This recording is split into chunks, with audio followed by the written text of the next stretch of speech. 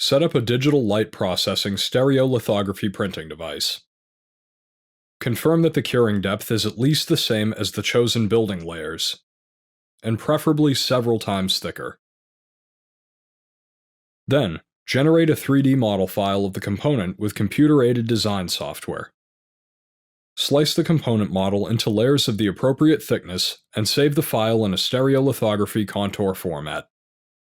Transfer this file to the printing device by network or USB. Create a printing program and set the curing time per layer, casting speed, building platform speed, and other parameters. Then, fill the printing device reservoir about halfway with the prepared ceramic resin slurry. Pump the slurry through the system until it starts refilling the reservoir. Attach a metal printing plate to the building platform by vacuum suction, and start the printing program. Refill the reservoir as needed during the printing process. When finished, turn off the vacuum while holding the printing plate to retrieve the component.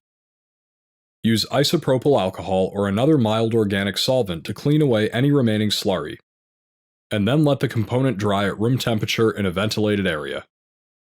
Debind and sinter the component afterwards to finish the fabrication.